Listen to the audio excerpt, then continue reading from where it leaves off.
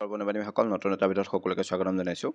APSC CC mains examination পিছুৱাক লৈ বিভিন্ন ধৰণৰ কথা বতৰা চলি আছে। সেয়েহে বিভিন্ন ধৰণৰ আৰ্টিকলৰ লগতে বিভিন্ন ধৰণৰ ইউটিউবত ভিডিঅ' ৰিলিজ হৈছে অলৰেডি। সেয়েহে দ্য চেণ্টিনেলে এটা আৰ্টিকল ৰিলিজ কৰিছিলে 25 তাৰিখে, আৰু সেই আৰ্টিকলটো মানে এডিটৰলৈ এজন বিভিন্ন ধৰণৰ ষ্টুডেণ্টে পষ্টপনৰ কথাটো প্ৰকাশ কৰিছিলে। সেয়েহে তেওঁলোকৰ ৱেবছাইটত এইটো প্ৰকাশ কৰিছে, request to postpone CC 2022 mains in this critical situation with just a fortnight away from the examination one who is directly indirectly affected cannot prepare for the toughest examination in the state. আৰু এটাত কৈছে, আপোনালোকে গম পাইছে যেন এইটো অসমৰ toughest exam হয় ষ্টেটখনৰ। সেয়েহে মানে প্ৰিপেয়াৰ কৰিব পৰা নাই ডিউ টু ফ্লাডৰ কাৰণে, সেইখিনি কৈছে। এইটো লেটাৰটো এডিটৰলৈ পঠিয়াইছিলে আৰু এডিটৰে আজি উলিয়াইছে। আৰু তাত কি আছে কথাখিনি চাওঁ আহক। Through your estimate daily, I want to request the chairman of APSC and the chief minister of Assam, Himanta Biswa Sharma, to postpone the APSC CC 2022 mains examination due to havoc caused by the ongoing flood. Lakh of people are affected and most part of the state are being devastation caused by the floods. Most part of the lower Assam, Lakhimpur, NC Hill, Majuli, Morrigaon, etc. Relying under floods. আৰু এই পেপাৰখনৰ জৰিয়তে যিবোৰ কেণ্ডিডেটে ভুগি আছে তেওঁলোকে APSC চেয়াৰমেনৰ লগতে আমাৰ মুখ্যমন্ত্ৰী ডক্টৰ হিমন্ত বিশ্ব শৰ্মাক এটা মানে ৰিকুৱেষ্ট কৰিছে যেন APSC CC 2022 মেইনছটো মানে কি বুলি কয় বানপানীৰ কাৰণে অলপ পিছুৱাই দিয়ক।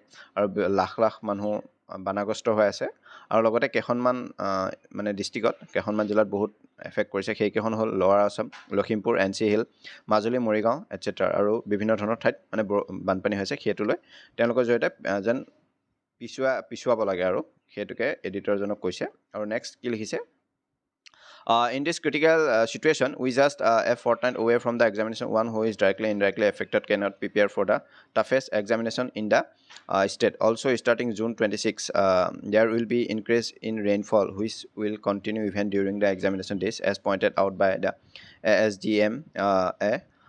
So it will be detrimental to a large number of candidates with the examination centers in 7 districts with half a dam flooding, particularly and the rest of the verse of the same if it rains again. আৰু এটা বহুত জটিল সমস্যাত ভুগি আছে।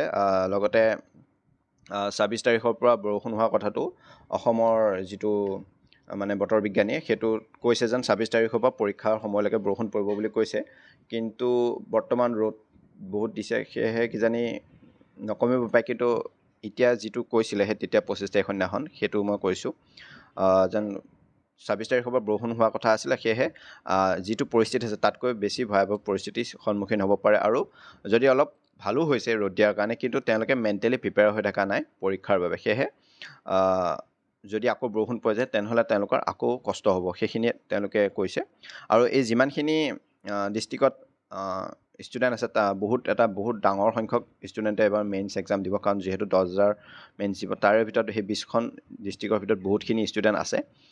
সেয়েহে তেওঁলোকৰ হৈ পেলাই APSC চেয়াৰমেন তথা মুখ্যমন্ত্ৰীক এটা ৰিকুৱেষ্ট কৰিছিলে চেণ্টিনেললৈ। সেইটো মানে এটা পঠিয়াইছিলে, মানে এইখিনি কেণ্ডিডেটখিনিয়ে পঠিয়াইছিলে এইটো। আৰু চেণ্টিনেলে আৰু এইটো মানে কি কয় তেওঁলোকৰ ৱেবছাইটত ৰিলিজ কৰিছে। আপোনালোকে তেওঁলোকৰ ৱেবছাইটত গৈ চাব পাৰিব, আৰু ইয়াত গোটেইখিনি আছে।